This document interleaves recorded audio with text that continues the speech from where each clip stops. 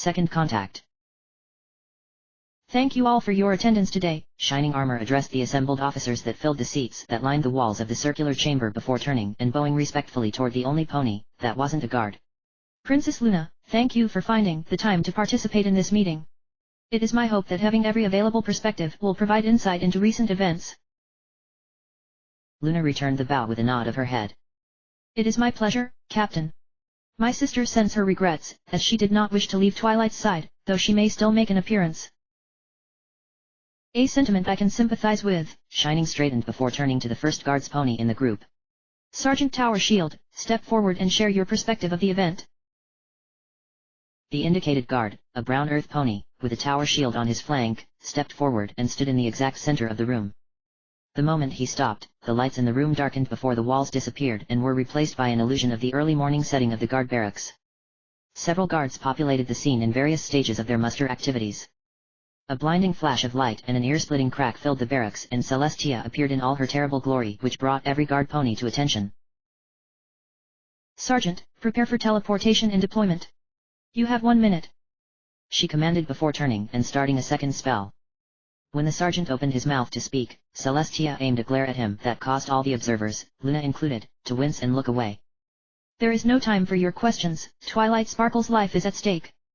The moment she was finished, Celestia vanished in the same manner she arrived. Move it, Colts. Cotton, retrieve your field kit first, we'll help you with your armor once you have it. Shield barked, and a pale yellow unicorn with a cotton ball cutie mark rushed out of sight. Headwind. Notify Captain Armor and the other princesses of the situation. Go now. A charcoal Pegasus spread his wings and launched himself out of the barracks with blinding speed. The rest of the guards had already flung their lockers open and were suiting up with their armor. The unicorn medic returned with her saddlebags returned and was practically swarmed by the now fully armored guards as they secured her armor. Formation! Shield shouted, and the guards assembled into a 3x3 formation with the sergeant front and center and the medic in the middle. Traces of golden light appeared around their formation and the guards widened their stances. Brace for teleport!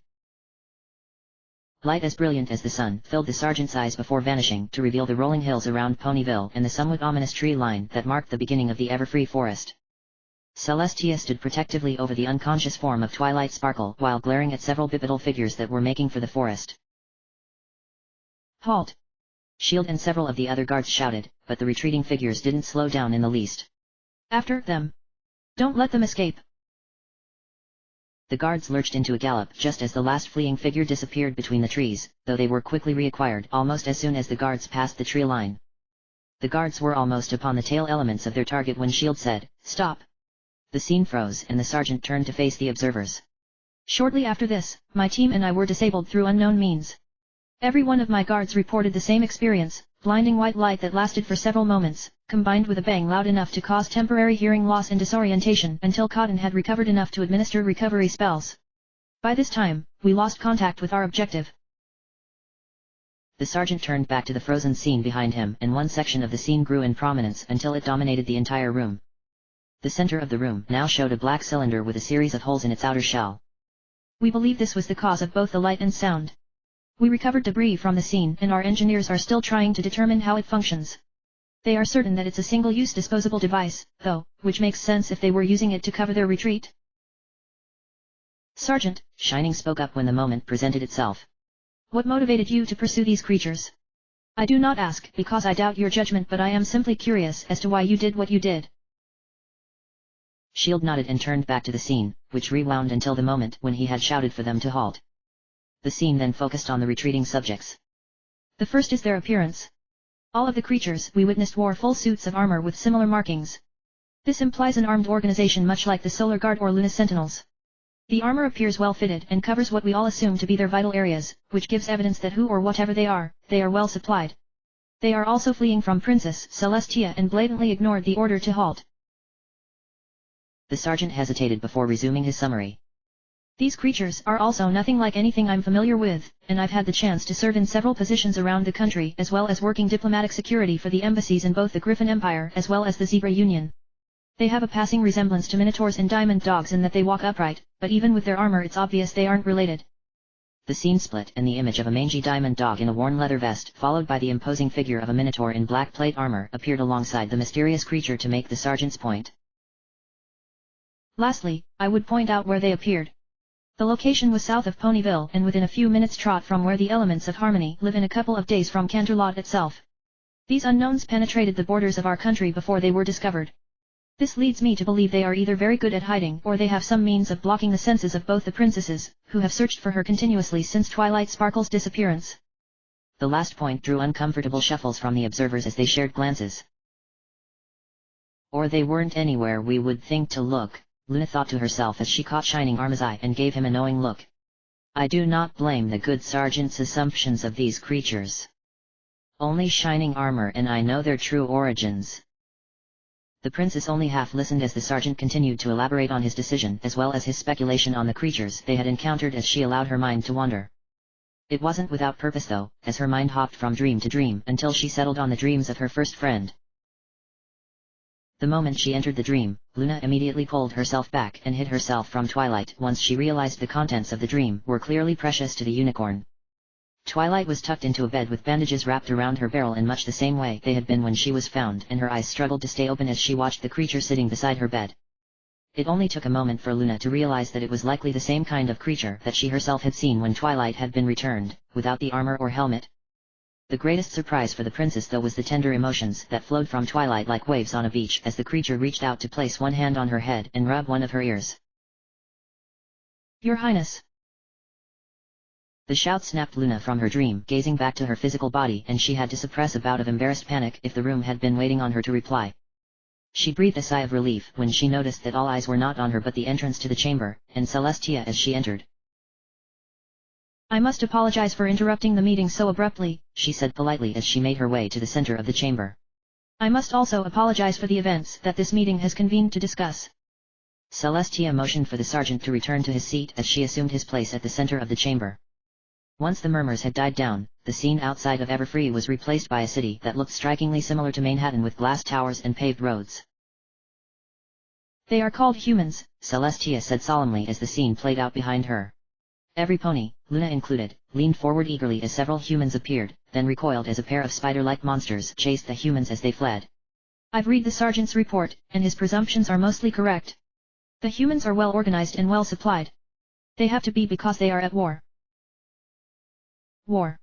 Tower Shield blurted out unintentionally as the first of the spiders was cut down by one of the human soldiers that just appeared. Where is there war in Equestria? I know the Griffin Empire has its little skirmishes with themselves and the occasional face-off with the Minotaurs, but it never amounts to anything. And I have never seen any of these humans before, or those things either. Several heads nodded in agreement, though Shining Armor did no more than shoot Luna a questioning look. There is no war on Equestria, Celestia emphasized the last word. Other worlds are not as blessed with peace as ours. A moment passed as she let that statement sink in. How long have you known this? Luna asked, and she immediately regretted the question, especially in front of the guards when her sister hid a wince. I was only recently provided this information, and it came from an unreliable source. I did not wish to share it until I was absolutely certain it would be accurate. She replied. I am afraid I have very little information about the conflict itself, or the enemies that oppose them, beyond their intent to destroy the humans. When I had obtained this information, I was also informed that Twilight was assisting them in their resistance. Any further discussion was interrupted when the door to the chamber opened again. An on-duty guard trotted to Celestia's side and bowed quickly before whispering to the princess before turning and leaving the chamber. Captain Song, you may continue this meeting in our absence. I am afraid both Captain Armor and my sister will be leaving with me. Celestia said as she nodded towards a large olive-green earth pony, Stallion. It seems Twilight Sparkle has woken up. It took several moments before Twilight found the motivation to open her eyes as she struggled to hold on to whatever she had been dreaming about. The content of the dream escaped her, but for whatever reason it made her feel happy. She slowly opened her eyes and expected to see one of her human friends beside her bed. She vaguely remembered Matt, Lana, and Charles reading to her, and her brief conversation with Matt, so she was surprised and a little disappointed when she saw that she was alone. Her eyes finally focused on more than her immediate surroundings, and it took her a moment to realize that she was no longer in the room that had been her home for the past 2 months. Polished marble walls led to an arched ceiling above her, and several tasteful landscape paintings lined the walls that she could see.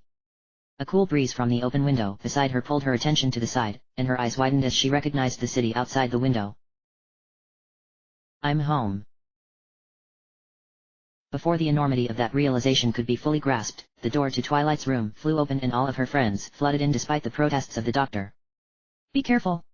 She's likely very tired and still needs to rest, he shouted, though any further warnings were stopped when all three princesses in shining armor passed him at a slightly more restrained pace. I'm home, I'm really home, Twilight realized, and she felt the dam break within her. I was so scared I wouldn't see any of you again. She choked back a sob as Spike hopped up onto the bed. Before the little dragon could say a word, Twilight pulled him forward into a tight hug while the rest of the elements followed suit. Glad to finally have you back, Twilight, Applejack said with a smile. Indeed, though I have to warn you that Sweetie Belle and her friends will have 1,000 questions for you when you return to Ponyville, Rarity added. They let their imaginations get away from them, so don't be surprised if they ask you about dueling Wendigos while riding a dragon. What did you do? Rainbow Dash asked next. Because it would be so awesome if you were out fighting and beating all of the monsters Discord can think up. Tell us all about it. Twilight started, but the explanation died in her throat. I can't tell them about those things. Her gaze drifted to the princesses and her brother. I'll tell you about it later, but I need to talk to the princesses in shining armor. Alone. The request was followed with a moment of dead silence as the other elements shared a look. I'm sorry, but it's important. No worries, Twilight. Pinkie Pie said cheerfully, we'll be nearby when you're done explaining everything to the princesses. The pink pony then wrapped the other elements and Spike in an impossibly huge hug and bolted out of the room, leaving Celestia, Luna, Cadance, and Shining behind. I cannot tell you how pleased I am that you found your way back to us, Twilight, Celestia said with a warm tone. There was a flash of golden light and a worn book appeared beside her, which she presented to the unicorn. I was going through my library and when I saw this book I thought it would be a perfect get-well-soon present. It's Starswirl's book of unfinished spells, which will no doubt challenge you more than ever. Twilight took the book in her hooves and gave its cover a longing look before setting it aside. Twilight, what's wrong? You can tell us. Cadance asked gently as she moved to the side of the bed and placed one hoof on hers. That simple comforting contact broke down Twilight's last effort to maintain her composure, and she broke down into tears as she told them everything that had happened over the past 2 months. 1432, July 30th, 2015, Barracks. So, how do I look? Matt asked as he turned to face Lana and Zhang. Acceptable, sir, Zhang answered. If your intent is to leave an impression then you will undoubtedly succeed. Indeedy. Going to go with the whole show and tell, you could be as awesome as me routine? Lana asked. It's worked in the past, why mess with a winning formula? Matt laughed. Let's go meet the new recruits. The march to the briefing room was uneventful, and the door opened quickly enough for the trio to catch the tail end of the conversations of the room's occupants. Those conversations died down the moment they entered, and Matt knew it was only partially because of his rank. Zhang and Lana were both in their casual clothing, but Matt was clad in the latest generation body armor produced by the foundry specifically for him and the soldiers under his command. It was matte black and completely covered every inch of his body from his feet up to his jawline, and the only other color that was present was a single purple stripe going down the arms of the armor. An emblem with the same purple and black color scheme was also on his shoulders, a point-down pentagon with a purple starburst in the center and the words meant materia at the top. At ease, Matt said as he stood at the head of the room. All eyes were on him now. Some of you have been here for a while and know who I am. He nodded to a man in the back row with interceptor pilot markings on his uniform who looked decidedly uncomfortable. For those of you who are new, I am Captain Matt Harris and I am in charge of the cultivation, training, and deployment of gifted assets in the field. With me are Lieutenant Shayaja Zhang and Sergeant Lana Jenkins. Every one of you is here because you've tested positive for the potential for extraordinary abilities. A pair of hands shot up from 2 of the new recruits, but Matt motioned for them to lower them. You all undoubtedly have some questions as to what this entails. I will be more than happy to answer any questions you have, but I think I will be able to answer most of them with a small demonstration. On your feet, we're moving out. The group rose and quickly fell into line without further prompting. The column of soldiers filed out of the briefing room and marched at a brisk pace down the hallway and the staircase to the lower level beyond. Engineers and science personnel nodded to Matt as he passed, and he greeted the guards to his left as he passed the sealed door to the kaleidoscope chamber. While Matt had gone out of his way to avoid looking at the forgotten chamber, he could see out of the corner of his eye that both Lana and Zhang had turned to watch the door as they passed. The group rounded a corner before passing through a door at the end of the corridor. The room beyond was pitch black save for the single light above the exit. Matt waited for the entire group to enter the room and the door to close before he continued. Now then, you all are no doubt wondering what I meant by extraordinary abilities, Matt explained as he nodded to Lana, who turned on the main lights for the room. They clicked on and revealed that, unlike the other rooms in the underground base, the room they were now in was massive. The size of the room was almost wholly ignored though as the recruits caught sight of the room's contents. Dozens, if not over 100 statues were packed into the room, each one an almost lifelike depiction of one of the aliens that XCOM was now fighting. Sectoids, chrysalids, mutons, and even a few towering mechtoids could be seen, which caused a brief moment of shuffling as the recruits tried to get a better look. Matt smiled at the recruits' reactions and took a moment to retrieve a trio of tungsten projectiles from his belt before slipping his helmet on. The abilities that you might manifest can be any number of things. For some, it is subtle. It could be greater reaction time than what should be possible. For others it is quite obvious. Matt watched as the 3 projectiles in his palm were highlighted by the helmet's HUD, and he felt the slightest bit of pressure on his mind as they began to rise up to his eye level while wrapped in a gold aura. He then turned to the nearest statues which the HUD also highlighted. Strike. All 3 projectiles shot forward and connected with the 3 chosen targets, which shattered as though they had been hit with a sledgehammer. With training and practice, you'll be able to refine your gifts into something that the aliens will grow to fear. The only limits you will face are the ones you impose upon yourselves. Matt explained as he removed his helmet and turned back to the wide-eyed recruits. Now to really drop a bombshell. With enough practice it's entirely possible to rewrite the fabric of reality, or come close to it. Every one of the statues in this room was a flesh and blood invader before they encountered an individual that had mastered her gift. Where is this person now? A female recruit named Annette Durand asked after a long moment of silence. She is no longer with us, but she was the one who first taught me how to control my gift. What was she like? When Matt hesitated with the response, Lana spoke up. She was a little girl, no taller than your waist. Cute as a button and with the most beautiful hair you can imagine. Loved books and card games too. The image Lana had painted for the group was clearly unexpected judging by the blank stares the group now showed, which caused Lana to grin even more. Everyone is to report to the Ment Material Lab at 0800 sharp tomorrow to begin training, Matt said once he was certain everyone had recovered from the recent revelations. In the event that your gift manifests itself into something you can control, you'll be reassigned under my command. You are dismissed. The group slowly turned to leave as Matt looked back at the shattered debris that he had created. The golden aura touched each piece and deposited them into a box nearby. I'll admit, it never gets old breaking one of these things to pieces, but I don't think I'll ever reach her level of control, Matt said as he turned to his 2 subordinates. Before either could respond, the intercom pinged with an announcement. Captain Harris, Lieutenant Zhang, Sergeant Jenkins, Charles Shen, and Moira Valen, please report to the kaleidoscope chamber. Kaleidoscope? Why the hell do they want us to go there? Lana arched an eyebrow as they turned to leave the storage room with Zhang and Matt close behind. Hasn't the thing been broken since June? That's what I heard, Matt answered with an equally confused tone. They tried to send a drone or something to Mars or the moon and the whole thing burned out, or so I was told. Standing around and speculating is pointless though. I'm sure there will be an explanation as soon as we get there. Matt and his subordinates retraced their steps back to the kaleidoscope chamber door only to stop short as they caught sight of Commander Bradford standing in front of the door with his arms crossed. At the opposite end of the hallway, Shen and Moira appeared, with the first appearing confused and the second appearing annoyed. Both Matt and Moira started to ask why they were summoned when Bradford raised one hand to silence them both. He pulled his thumb into his palm, then his little finger, then his ring finger.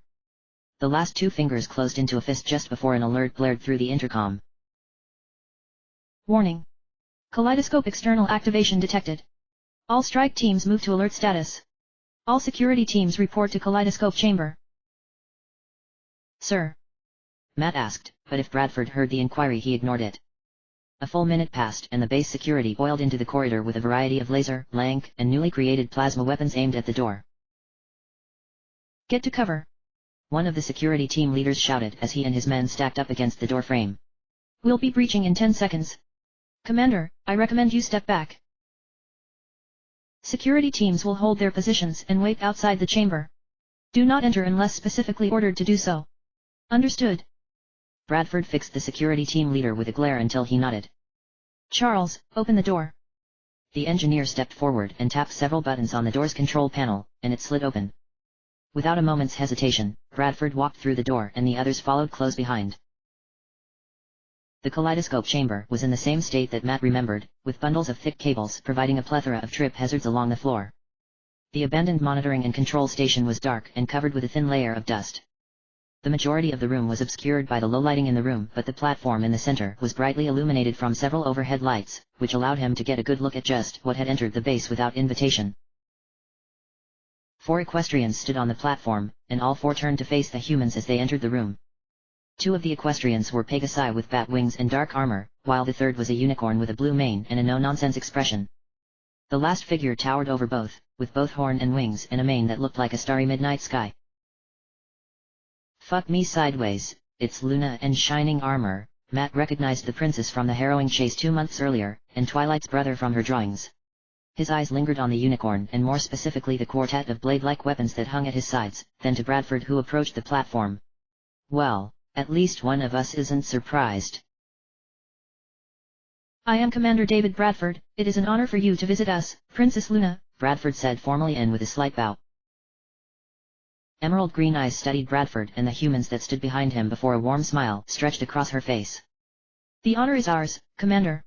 On behalf of myself and my sister and all of Equestria, I thank you for taking care of Twilight while she was lost to us. We are in your debt. Luna spoke, and she bowed to Bradford in return. I believe an apology is in order as well. Due to a miscommunication and several assumptions made in the heat of the moment, we did not welcome your soldiers with the hospitality they deserved when they returned Twilight to us. Mistakes happen. No one was hurt, that's all that matters. Bradford accepted the apology gracefully. A moment of silence passed before Matt blurted out the question that had been sitting in the back of his mind since then. How is she? Twilight, I mean. Princess Twilight recovered quickly from her wounds and has taken her rightful place at my sister's side, Luna explained as she looked at Matt. Mr. Harris, I presume? Twilight speaks well of you, and often. She dearly wanted to join me for the trip back to Earth but was unable to. She sends all of you her warmest regards. Slurp. Matt, and everyone else in the room, turned to see just what had caused the obnoxious sound. Sitting in a movie theater chair that hadn't been there just a moment before was the mishmash creature that had saved Matt and Strike One from the miscommunication on Equestria. In its right claw was a massive soft drink cup complete with a bendy straw, while in its left there was a bucket of popcorn. 3D glasses reminiscent of the 60s hid the majority of his manic eyes, though the orbs were simply too big to be hidden behind them. To top off the absurd scene, he wore a black t-shirt with the XCOM emblem on it, with the words "That's and baby" before and after the emblem. Don't mind me, keep talking like I'm not even here, the newcomer said before stuffing far too much popcorn into his mouth. Discord, you should not be here, Luna said evenly, and all warmth was gone from her tone and expression. Of course I should. Do you know how hard it was to arrange this meeting? Discord asked before grinning innocently at the princess. You did nothing of the sort. It was Twilight's efforts both here and at home that led to this. You had no part in it. Luna answered. I know, and it was boring. Discord exclaimed before throwing his hands, and by extension his drink and popcorn, into the air. I had to sit and watch as Twilight wore down the humans with her adorable charms. A tiny figurine of Twilight appeared in one of his hands. Oh, help me. I'm too cute to be left all alone. The little figurine said. Another figurine appeared in Discord's other appendage that looked disturbingly like Matt appeared next, complete with a caricature of his voice. Have no fear, little one. I'll be your friend. Haha. Mine is an evil laugh, for I am evil. A third figurine appeared, wearing a suit and tie. It walked forward under its own power only for a fourth figurine resembling Lana to rip one of his arms out of its socket and club him over the head with it. And that was how Twilight learned that her friends needed all the help they could get, and all I did was watch from the sidelines, most of the time anyway, Discord summarized as he grinned at the little Lana figurine as she continued to dismember the figurine vide. Why shouldn't I be a part of this meeting? Besides, we all know that you and Bradford would exchange polite niceties for an hour before you get to the real reason for your visit. A snap of his digits caused Discord to vanish, only to reappear behind Luna wearing the outfit that Shen generally wore to work, complete with an ID badge with the creature's face on it. The rest of the equestrians were dressed in similar clothes, with shining armor mirroring Commander Bradford, the two bat ponies wearing XCOM armor, and Princess Luna in a lab coat similar to Valen's. So, are we part of the team now? Do we get call signs? Discord asked, this time from behind the humans, which caused them to jump and turn around. Discord, I don't think you appreciate the gravity of this situation, Luna interrupted. Your mane understands the gravity of the situation, Discord snarked back, and a tiny black hole appeared in the center of her mane which began to swallow the twinkling stars one by one. Discord, Luna snapped. My command carries my sister's authority. You will not harass or impede the humans in any way, nor will you harass or impede any of our kind that comes to this planet. You are to leave this place and never return. This order is absolute.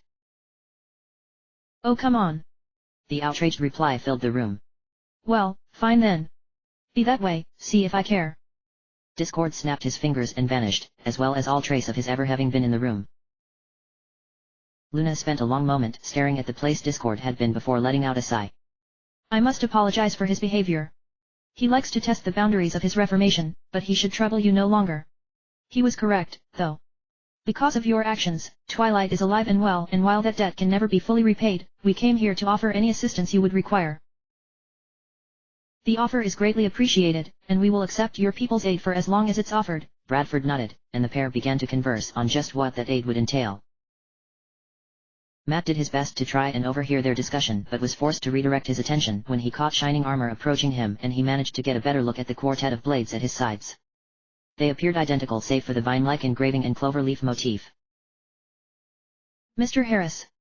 The unicorn asked, drawing Matt's attention away from the weapons.